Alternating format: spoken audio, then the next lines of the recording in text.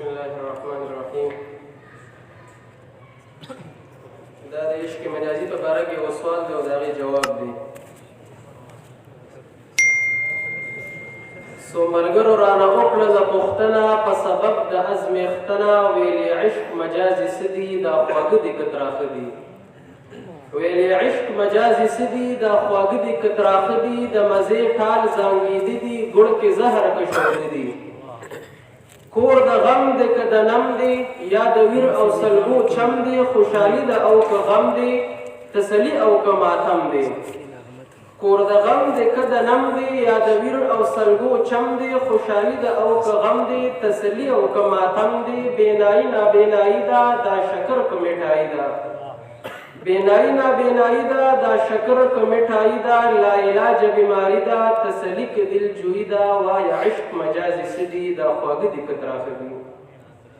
او ما ویل دغه رسوایي ده، یو جادو د دل تنګي ده. ما ویل دغه رسوایي ده، یو جادو د دل تنګي ده. د خو کسو ناکسي ده، بدبختي د ناداني ده. زړه چودي د زړه چودي ده. بدبختی د نادانی ده، زړه چودي د زړه چودي ده. دروغجن وی تسلي ده. او ما ویل دغه د ذلت د یو تن د محبت، د عاشق د حقارت په کمقلو کې اوچت.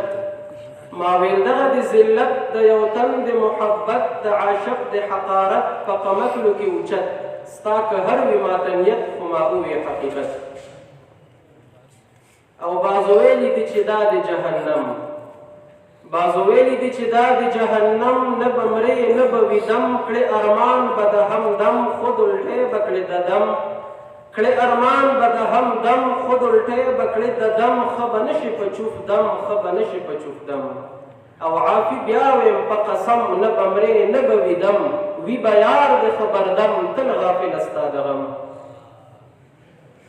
دا عاشقان مجاز دی، اوسو اشعار ډالې دي. ونادان اخته په عشق مجازي، وناپوهه چې کوي لاپرواهي. ونادان اخته په عشق مجازي، وناپوهه چې کوي لاپرواهي. انتخاب دې د هغه وړاندو ستا، چې د ګل په ځای ترلاسه کړي ازغي. انتخاب دې د هغه وړاندو ستا، چې د ګل په ځای ترلاسه کړي ازغي. او په نظر د عاقلانو داسې لګي لکه ښکار، چې د مرداري کړي ښکاري. او رب دې پوهه که ناپوهه، و ناپوهه زهر نسکي څوک په ځای د دوایي. او شه منصور چې سر په دار نه یې پیمانه، ته مجنون ګیټ کې کړنګې په کړایي. شه منصور چې سر په دار نه یې پیمانه، ته مجنون ګیټ کې کړنګې په کړایي. کله ویر یې کړې جفا ته و بدبخته، کله کړي بې سود ګیله د بېوسي. او نه ژوندي او نه مړ یې رب دې نه کي. نه ژوندی او نه مړ یې رب دې نه کي. بې دوزخه څوک دا رنګه دوزخي. او چې وفا یې وي مطلوب د بې وفاو، خود به دغه نادیده که په زړه چوي. چې وفا یې وي مطلوب د بې وفاو، خود به دغه نادیده که په زړه چوي. او ته ترې تمه د انګورو کوې څنګه، ته ترې تمه د انګورو کوې څنګه. د فکرو کېږي تمه د ازغي. او عافي هله بخت اوده دې بیدارېږي. عافي هله بخت اوده دې بیدارېږي. نور دې واخله په زړه عشق حقیقي. نور څو اشعار دي. دا چې دیندارۍ ته مې ګوره بېدیني وایي، دغه خلاص د عقل دی نور ته تاریکي وایي. دا چې دیندارۍ ته مې ګوره بېدیني وایي، دغه خلاص د عقل دی نور ته تاریکي وایي. او لاره د حق چرته ده، چرته د باطل لاره. دا راته عجبه ده، خوله د شرابي وایي. او شوق د الوتو لري، پړ مخې به پرېوځي. زور وزر کې نه لري، ځان ته پروازي وایي. او نور باندې توکل کوي، خپل مخ ترېنه بچ لره. نیغ نیغ ورته مه ګوره، ځي پرې بېنایي وایي. او مګر زه جاهل جاهل راشه چې دې پوهه کړم.